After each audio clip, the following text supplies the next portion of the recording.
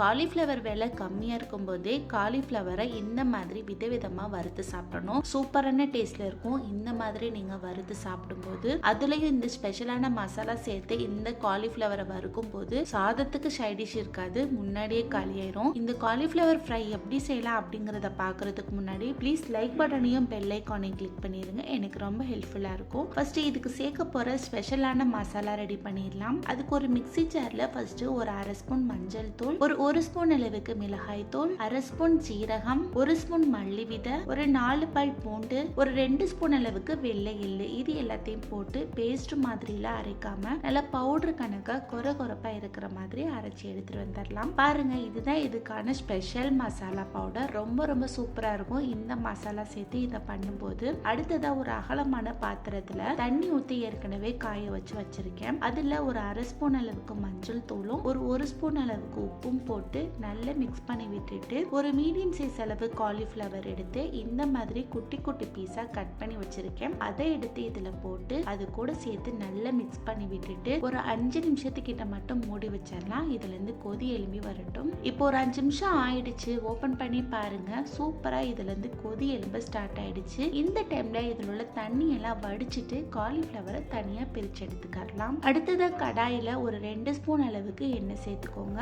எண்ணெய் நல்லா காஞ்சதும் நம்ம வடிகட்டி வச்சிருக்கிற காலிஃப்ளவரை எடுத்து இதுல போட்டு அது கூட சேர்த்து நல்லா வதக்கி விட்டுக்கலாம். காலிஃப்ளவர் பாருங்க ஓரளவுக்கு நல்லா வதங்கி வந்துருச்சு. இந்த டைம்ல ஒரு 2ல இருந்து 3 நிமிஷத்துக்கிட்ட மட்டும் மூடி வச்சிடலாம். இதோட பச்சை வாசனை எல்லாம் போயிட்டு காலிஃப்ளவர் ஓரளவுக்கு வறுத்தும் வதங்கியும் வரட்டும். ஒரு 5 நிமிஷத்துக்கு அப்புறம் ஓபன் பண்ணி பாருங்க, நம்ம போட்ட காலிஃப்ளவரோட பச்சை வாசனை எல்லாம் போயிட்டு நல்லா வதங்கி அதோட கலர் எல்லாம் மாறி வந்துருச்சு. இந்த டைம்ல இதை எடுத்து ஒரு பாத்திரத்துல வச்சிடலாம். அடுத்ததா அதே கடாயில ஒரு 2 ஸ்பூன் அளவுக்கு எண்ணெய் சேர்த்துக்கலாம். எண்ணெய் நல்லா காஞ்சதும் இதுல ஒரு ஸ்பூன் கடுகு, ஒரு ஸ்பூன் உளுந்து, அரை ஸ்பூன் சோம்பு, ஒரு ஸ்பூன் அளவுக்கு கடலை பருப்பு, இது எல்லாத்தையும் போட்டு நல்லா பொரிச்சு விட்டுக்கலாம். நம்ம போட்ட கடுகு உளுந்து இதெல்லாம் நல்லா பொரிஞ்சு வந்த பிறகு இதுல ஒரு மீடியம் சைஸ் அளவு பெரிய வெங்காயத்தை எடுத்து கட் பண்ணி வச்சிருக்கேன். அதையும் ஒரு 4 கிட்ட பச்சை மிளகாய் எடுத்து கட் பண்ணி வச்சிருக்கேன். அதையும் இதுல போட்டு நல்லா வதக்கி விட்டுக்கலாம். இது வதக்கி விட்டுட்டே இருக்கும் போது இதுல